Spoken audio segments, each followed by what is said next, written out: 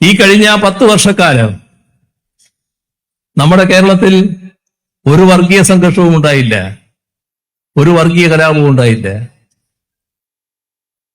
എന്തുകൊണ്ടാണ് അത് സംഭവിച്ചത്? കേരളത്തിൽ വർഗീയ ശക്തികളൊക്കെ ഇല്ലാതായോ? കേരളത്തിലല്ലേ ചില വർഗീയ ശക്തികളുടെ ഏറ്റവും കരുത്തുറ്റ സംഘടന പ്രവർത്തിക്കുന്നത് എന്ന് അവരവകാശപ്പെടുന്നത്? അവരടക്കമുള്ളവർക്ക് തല പൊക്കാനായില്ല. തല പൊക്കുമോ? അപ്പോ കർക്കശമായ നടപടി നമ്മുടെ സംസ്ഥാനത്തുണ്ടായി. അതിന്റെ ഫലമാണ് ഇവിടെ ഏതെല്ലാം തരത്തിലുള്ള വർഗീയ അസ്വാസ്ഥ്യങ്ങൾ ഉണ്ടായിട്ടുണ്ട്, കലാപങ്ങൾ ഉണ്ടായിട്ടുണ്ട്, സംഘർഷങ്ങൾ ഉണ്ടായിട്ടുണ്ട്. എത്ര പേരുടെ ജീവൻ നഷ്ടപ്പെട്ടിട്ടുണ്ട്, എത്ര പേർക്ക് മാരകമായ പരിക്കേൽക്കേണ്ടി വന്നിട്ടുണ്ട്, എത്രയോ വീടുകൾ, സ്ഥാപനങ്ങൾ, ആരാധനാലയങ്ങൾ എല്ലാം ആക്രമിക്കപ്പെടുകയും കവരുകയും ചെയ്ത അവസ്ഥയുണ്ടായിട്ടില്ലേ? അതെല്ലാം നടന്ന നാടല്ലേ നമ്മുടെ നാട്.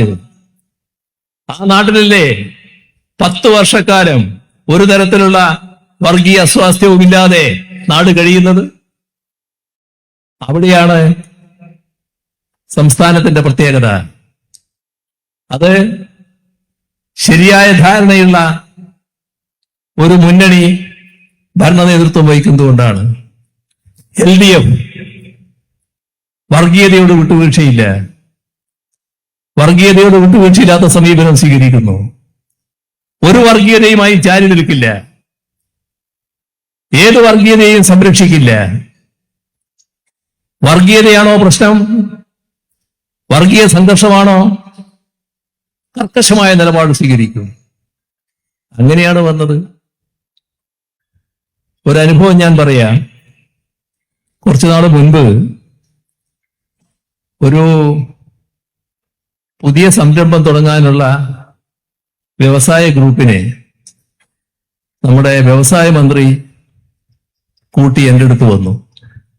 അവർ കാണാൻ വേണ്ടി വന്നതാണ്, കാര്യങ്ങൾ സംസാരിക്കുക. അപ്പൊ അവര് പറയാണ്, ഒരു സ്ഥാപനം തുടങ്ങാൻ അവർ ഉദ്ദേശിക്കുന്നു.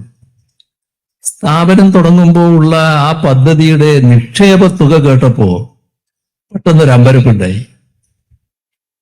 എത്രയാണെന്നറിയോ? 3,60,000 കോടി രൂപ. ഞാൻ അവരോട് ചോദിച്ചു, നിങ്ങൾ എന്താണ് കേരളം തിരഞ്ഞെടുക്കാൻ കാരണം? കേരളീയരല്ല അവര്. എന്താണ് നിങ്ങൾ കേരളം തിരഞ്ഞെടുക്കാൻ കാരണം?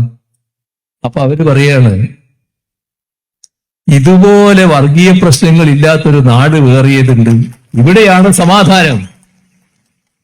അതാണ് ഞങ്ങൾ ഇങ്ങോട്ട് വരാൻ കാരണം. ഞങ്ങൾ നിക്ഷേപിക്കുന്ന പണം ഇവിടെ സുരക്ഷിതമാകുമെന്ന് കാണുന്നു.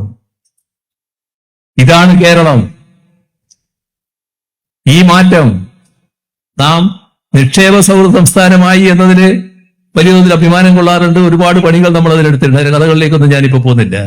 എന്നാൽ നിക്ഷേപ സൗഹൃദ സംസ്ഥാനം എന്ന നിലയിൽ നിന്ന് ഒന്നുകൂടി മാറി നിക്ഷേപിക്കാൻ പറ്റിയ ഏക സംസ്ഥാനം കേരളം എന്ന നിലയിലേക്ക് മാറിയിരിക്കുന്നു. അതൊക്കെ ഇതിന്റെ ഭാഗമായാണ്, ഈ വേറിട്ടുനിൽപ്പിന്റെ ഭാഗമായാണ്. എന്തിന് LDF അധികാരത്തിൽ വരണം എന്ന് ചോദിക്കുന്നവരുണ്ട്. ഇവിടെ 2016 അനുഭവം നമ്മൾ ഓർക്കണം. ഞാൻ അതിന്റെ വിശദാംശങ്ങളിലേക്ക് ഇപ്പൊ പോകുന്നില്ല. നമ്മുടെ നാട് അനുഭവിച്ച തകർച്ച, എല്ലാ മേഖലയും പിന്നോട്ട് പോയ കാലം. അങ്ങനൊരു കാലത്ത് ഇനി ഇത് ആർക്കും നന്നാക്കാനാകില്ല, എന്റെ നാട് ഇങ്ങനെയായിപ്പോയി, ആര് വിചാരിച്ചാലും നന്നാകില്ല എന്ന് ചിന്തിച്ച നാട്ടുകാര്. ആ ഘട്ടത്തിലാണ് LDF കൃത്യമായ പരിപാടി മുന്നോട്ട് വെക്കുന്നത്. ആ പരിപാടിയെ ജനങ്ങൾ പിന്താങ്ങി. അതിന്റെ ഭാഗമായാണ് LDFനെ അന്ന് ജനങ്ങൾ അധികാരത്തിലേറ്റുന്നത്. ജനങ്ങളുടെ പ്രതീക്ഷക്കനുസരിച്ചുള്ള പ്രവർത്തനം LDF ഗവൺമെന്റ് കാഴ്ചവെച്ചപ്പോ വലിയ തോതിൽ നാടിന്റെ നിരാശ മാറി. നല്ല പ്രത്യാശയിലേക്ക് ആളുകൾ വന്നു. നടക്കില്ല, ഒരു കാലത്തും ഇവിടെ വരില്ല എന്ന് കണക്കാക്കിയ ഒട്ടേറെ പദ്ധതികൾ ഒന്നൊന്നായി നടപ്പാകുന്നത് കേരളം കണ്ടു. അതേപോലെ തന്നെ പുതിയ പദ്ധതികൾ നടപ്പാക്കുന്നതായി കണ്ടു. എന്തായിരുന്നു നമ്മുടെ പ്രശ്നം? നമ്മുടെ പ്രശ്നം നമുക്ക് പദ്ധതികൾ നാട്ടുകാരാഗ്രഹിക്കുന്ന നാടാഗ്രഹിക്കുന്ന തരത്തിൽ ഏറ്റെടുക്കാൻ ആവശ്യമായ പണമുണ്ടായിരുന്നില്ല. നടപ്പാക്കാൻ തീരുമാനിച്ചാൽ തന്നെ പണമില്ല. അപ്പോ LDF സർക്കാർ നേരിട്ട ഏറ്റവും വലിയ പ്രശ്നം അതായിരുന്നു. എങ്ങനെ പണം കണ്ടെത്തും? അതിനായി പുതിയ ധനസ്രോതസ് വേണം. അതിന്റെ ഭാഗമായാണ് കിഫ്ബിയെ പുനർജീവിപ്പിച്ചത്. ഒരു പുതിയ ധനസ്രോതസ്, ബജറ്റിലൂടെ അല്ലാതെ നമുക്ക് ആവശ്യമായ പദ്ധതി ഏറ്റെടുക്കാനുള്ള ധനസ്രോതസ്. അന്ന് സർക്കാർ പറഞ്ഞു 50,000 കോടി രൂപയുടെ പദ്ധതികൾ, പശ്ചാത്തല സൗകര്യ വികസന പദ്ധതികൾ ഈ 5 വർഷം ഞങ്ങൾ ഏറ്റെടുക്കും. എന്തൊരു ആക്രമണമായിരുന്നു, എന്തൊരു പുച്ഛിക്കലായിരുന്നു. എവിടുന്ന് നടക്കാൻ? മലപ്പൊടിക്കാരന്റെ സ്വപ്നം കൊണ്ട് നടക്കുന്നു. നിങ്ങൾക്ക് ആര് പണം തരും? ഈ കേരളത്തിന് ആരെങ്കിലും പണം തരാൻ പോകുന്നുണ്ടോ?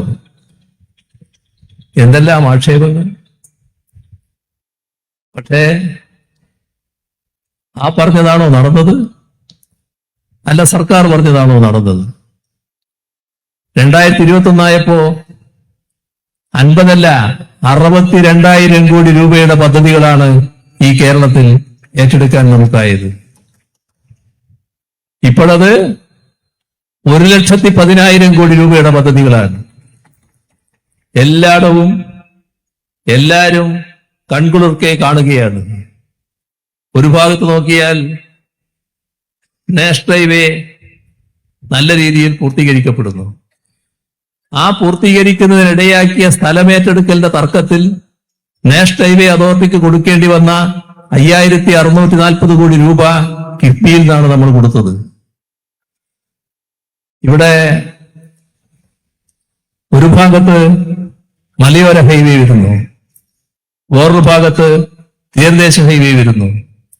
10,000 കോടി രൂപ കിഫ്ബിയിൽ നിന്നാണ് മാറ്റിവെച്ചിട്ടുള്ളത്. ആ പണി നല്ല രീതിയിൽ നടന്നു പോവുകയാണ്. ജലപാതയുടെ വികസനവുമായി ബന്ധപ്പെട്ട് കോവളത്ത് നിന്ന് ബേക്കലിലേക്കുള്ള അതിനാവശ്യമായ സംസ്ഥാന ചെലവിന്റെ തുകയും കിഫ്ബിയിലൂടെയാണ് നാം കണ്ടെത്തുന്നത്.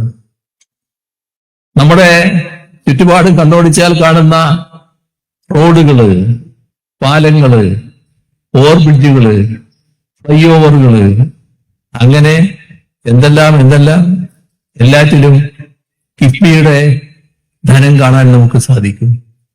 നമ്മുടെ സ്കൂൾ കെട്ടിടങ്ങളുടെ ചെലവ്, അതിന് സ്കൂൾ രംഗത്ത് നാം ചെലവഴിച്ചത് 5,000 കോടി രൂപയാണ്. നല്ല ഭാഗം കിഫ്ബിയുടേതാണ്. 6,000 കോടിയിൽ പരം രൂപ ഉന്നത വിദ്യാഭ്യാസ മേഖലയിൽ ചെലവഴിച്ചിരിക്കുന്നു. നല്ല ഭാഗം കിഫ്ബിയുടേതാണ്. എല്ലാ രംഗത്തും വിവിധ തരത്തിലുള്ള ഇടപെടലുകൾ, അതിന്റെ എല്ലാം സാക്ഷ്യപത്രങ്ങളായി നിൽക്കുകയല്ലേ നാട്ടിൽ. എന്തെങ്കിലും പക്ഷഭേദമുണ്ടോ? എല്ലായിടവും ഒരേപോലെയല്ലേ? നാടിന്റെ വികസനത്തെക്കുറിച്ച് LDF പറഞ്ഞൊരു കാര്യമുണ്ട്. അത് സർവതലസ്പർശിയും സാമൂഹ്യനീതി അധിഷ്ഠിതവുമായ വികസനമെന്നാണ്. ഏതെങ്കിലും ഒരു പ്രദേശത്തിന്റെ വികസനമല്ല, എല്ലാ പ്രദേശവും വികസനത്തിന്റെ സ്പർശമേൽക്കണം. എല്ലാ ആളുകളും, എല്ലാ കുടുംബങ്ങളും വികസനത്തിന്റെ സ്വാദനുഭവിക്കണം. അതല്ലേ നടക്കുന്നത്? നമ്മുടെ രാജ്യത്ത് എത്ര സംസ്ഥാനങ്ങളുണ്ട്? ഏതെങ്കിലും സംസ്ഥാനത്തിന് നമ്മുടെ അതിദരിദ്ര വിഭാഗത്തെ അതിദാരിദ്ര്യാവസ്ഥയിൽ നിന്ന് മുക്തമാക്കി കളയാമെന്ന് തോന്നിയോ? തോന്നിയ ഏക സംസ്ഥാനം കേരളം. എന്താ കാരണം? LDF ആണ് ഇവിടെ ഭരിക്കുന്നത് എന്നുള്ളൂ. LDF മാത്രമേ അത് തോന്നൂ. ജനങ്ങളോടുള്ള പ്രതിബദ്ധത, പാവപ്പെട്ടവരോടുള്ള പ്രതിബദ്ധത. 64,006 കുടുംബം ഒന്നിച്ചു കേൾക്കുമ്പോൾ വലിയ നമ്പറാണ്. ഓരോ കുടുംബത്തെയാണ് എടുത്തത്. ആ ഓരോ കുടുംബത്തിനുമുള്ള പ്രശ്നങ്ങൾ എന്താണ്, അവരുടെ ക്ലേശഘടകങ്ങൾ എന്താണ്, എങ്ങനെയാണ് അവ പരിഹരിക്കാനാവുക, എങ്ങനെയാണ് അവരെ അതിദാരിദ്ര്യ മുക്തരാക്കുക, അതല്ലേ നടന്നത്. 64,006 കുടുംബവും അതിദാരിദ്ര്യമുക്തമായപ്പോഴാണ് കഴിഞ്ഞ നവംബർ 1 കേരളം അതിദാരിദ്ര്യമുക്തമായിരിക്കുന്നു എന്ന് പ്രഖ്യാപിച്ചത്. ലോകം സ്തംഭിച്ചു, രാജ്യം ആശ്ചര്യപ്പെട്ടു. എങ്ങനെയാണ് ഇതുപോലൊരു നാടിന്, അതും ഇന്ത്യയെ പോലൊരു രാജ്യത്ത് ഉള്ള ഒരു സംസ്ഥാനത്തിന് അതിദാരിദ്ര്യമുക്തമാകാനാകുന്നത് എന്നാണ് അവരെല്ലാം ചിന്തിച്ചത്. അതാണ് LDFന്റെ പ്രസക്തി. നാട്ടിലെ പാവപ്പെട്ടവരെ കുറിച്ച് ചിന്തിക്കുക, ജനങ്ങളുടെ കൂടെ നിൽക്കുക. ഇപ്പോ 2016 അവസ്ഥയിലേക്കൊന്നും ഞാനിപ്പോ പോകുന്നില്ല കേട്ടോ. ഇപ്പോൾ ഒരു കാര്യം മാത്രം ഞാൻ പറയാം. രാജ്യം നമ്മുടെ സംസ്ഥാനത്തെ കാണുന്നു ഏറ്റവും അഴിമതി കുറഞ്ഞ സംസ്ഥാനം. നമ്മളതില് വലിയ തോതിൽ അഭിമാനം കൊള്ളുന്നവരല്ല. കാരണം നമുക്ക് വേണ്ടത് തീർത്തും അഴിമതിയില്ലാത്ത ഒരു സംസ്ഥാനം എന്ന പേരാണ്. പക്ഷേ അഴിമതി ഏറ്റവും കുറഞ്ഞ സംസ്ഥാനം എന്ന പേര് നമുക്കിപ്പോൾ നേടിയെടുക്കാൻ കഴിഞ്ഞു. എങ്ങനെയത് നേടാനായത്? LDF അല്ലെങ്കിൽ അത് നേടുവോ? സംസ്കാരത്തിന്റെ പ്രശ്നമാണ്. അത് അധികാരത്തിൽ നിൽക്കുന്നവരുടെ സംസ്കാരത്തിന്റെയും പ്രശ്നം അതിലുണ്ട്. LDFന് ആ സംസ്കാരം നല്ലതുപോലെയുണ്ട്. ഇങ്ങ് പോരട്ടെ എന്നല്ല, അങ്ങോട്ട് എന്തൊക്കെ ചെയ്യാൻ കഴിയും എന്നതാണ് ചിന്ത. അതാണ് പ്രശ്നം.